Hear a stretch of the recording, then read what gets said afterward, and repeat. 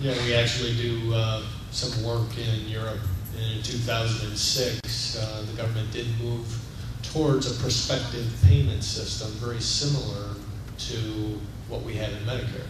And the reason why is over there, hospitals run a budget. So I don't know, Akron General has, let's say, a $5 million budget. They run 24 hours a day, 7 days a week. This is all the care that they give. They run on a budget.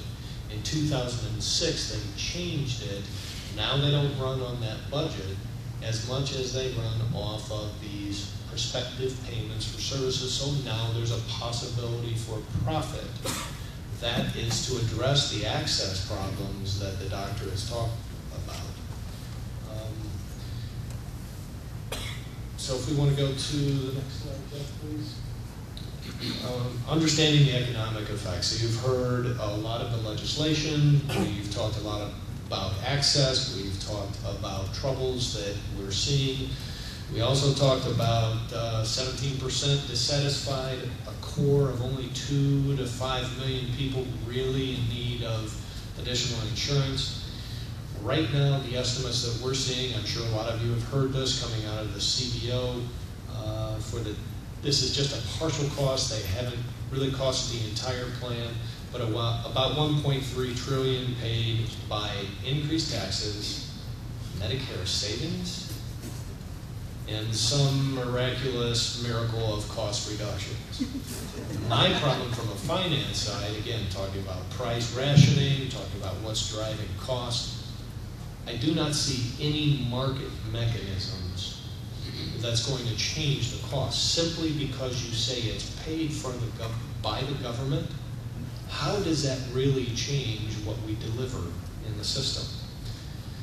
Will it be, how will the government pay for it? Taxes we talked about. They also estimated the CBO about $1 trillion national debt increase over 10 years. Will this actually be cheaper than our current healthcare system?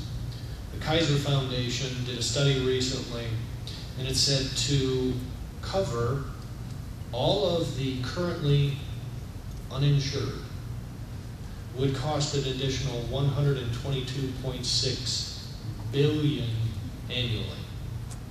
The CBO is saying 1.3 over 10 years, okay, about the same cost, but they're only, according to the CBO, going to pick up 16 million of the 47 million people that are uninsured.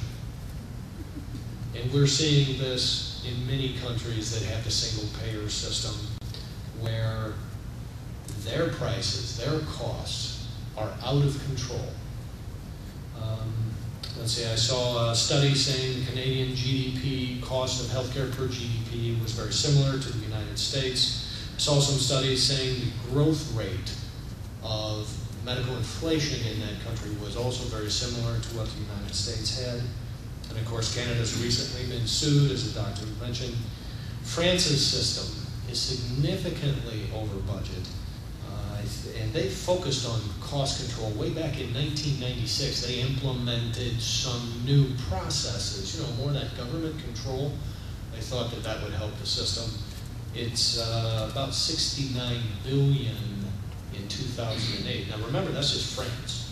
That'd be like Ohio or something like that. They continue to be underfunded.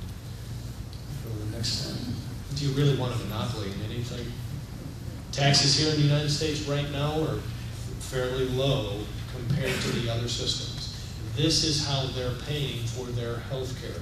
This, along with the tax on gasoline, particularly in the EU, pays for their health care. And make the note on the Canadian system that prior to implementing this nationalized health care, theirs was only 26.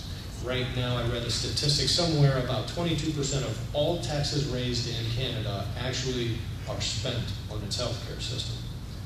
So I think it's easy to say that there's increased cost of healthcare everywhere because we are, as a population, as a world population, aging.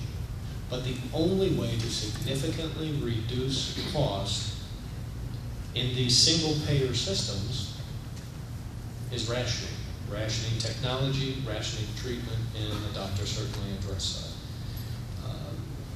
This new plan has this efficiency in it.